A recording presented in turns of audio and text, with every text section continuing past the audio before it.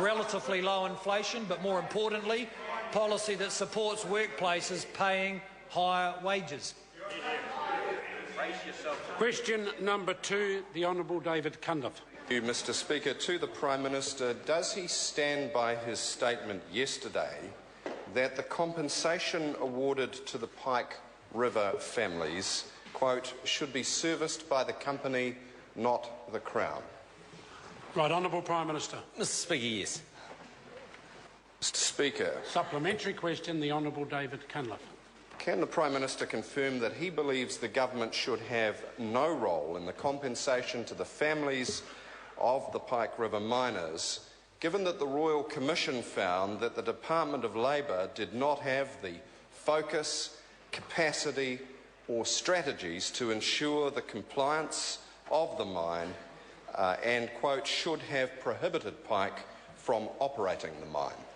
Right, Honourable Prime Minister. Mr. Speaker, let me summarise a few things from the government's point of view. Firstly, we have great sympathy for the families. Secondly, the government has honoured all of its legal obligations as it sees them, certainly in terms of ACC payments and the like.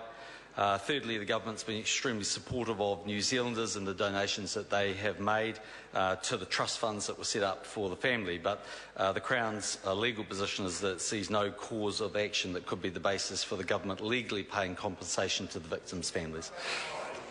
Supplementary question, the Honourable David Cunliffe. Did the Prime Minister tell the Australian newspaper that the Pike River mine, a single-entry uphill mine, quote, couldn't have been constructed in Australia because it would have been illegal?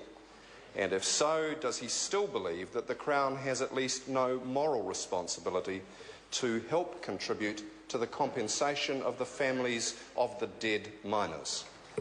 Right, Honourable Prime Minister. Mr. Speaker, in terms of the first part, yes, I made that statement. In terms of the second piece, Mr. Speaker, the government believes that there is no cause of action.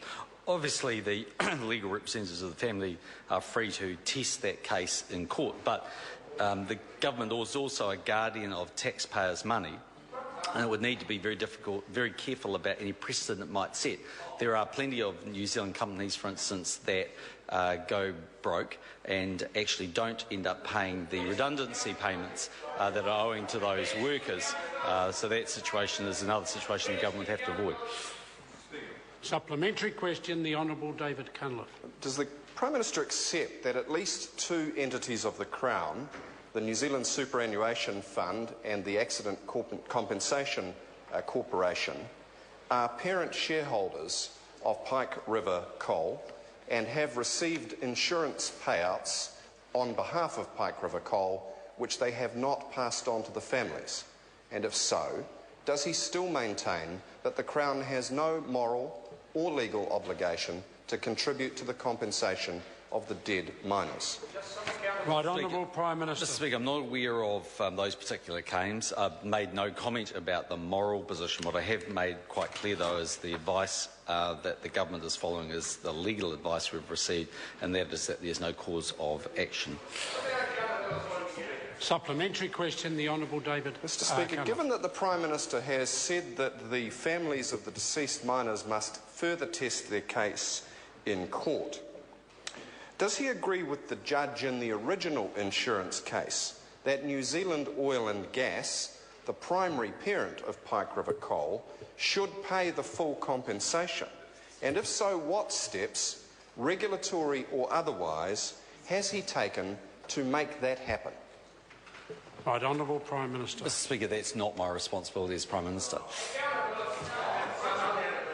Supplementary question, the Honourable David Cunliffe. What steps of any kind has the Prime Minister taken in respect of any parent entity which have together received $80 million of insurance money and paid out none of it to the families who have received only $5,000 per head out of the $110,000 court-ordered compensation?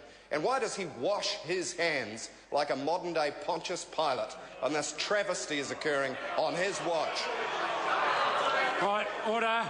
Right, Honourable Prime Minister. Mr. Speaker, the government's responsibilities rest with the legal framework that's there for any person that would be in this situation or any family, and that is through ACC. The government is not responsible for a compensation claim that was awarded against the company any more than it would be against, for instance, payments made to a redundant worker. Mr Speaker, if the families believe there's a course of action, they should test the course of action. Order. Supplementary question, the Honourable David Cunliffe. Did the Prime Minister have a legal obligation to give $30 million to Rio Tinto Zinc? Does he have a legal obligation to pay up to $400 million in subsidies to Chorus? And if he doesn't have a legal obligation to those two companies, why doesn't he have a moral obligation to the families of the dead miners? Right, Honourable Prime Minister. Mr Speaker, well, I think the government hasn't paid anything to Chorus yet in terms of what the member's talking about. In terms of TY Point, I really have to caution the member. I think he's doing a great disservice to the families and start playing silly political games. Order, Mr Speaker. Point of order. Order. This is a point of order. Mr Speaker, I do take offence to being impugned in respect of the families of the Pike River miners when the entire push by the opposition, sir, has been to ensure they get what is due to them, which the Prime Minister is denying. Order. I'm surprised that the member's taken offence. If the member's taken offence at something the Prime Minister said, I guess we've got to ask the Prime Minister to withdraw, but I can't think of anything the Prime Minister said that could possibly offend the member. Can I just clarify? Question number 3, Katrina Shanks. To the Minister of Justice. What steps is the government taking to support victims of sexual violence? Honourable Judith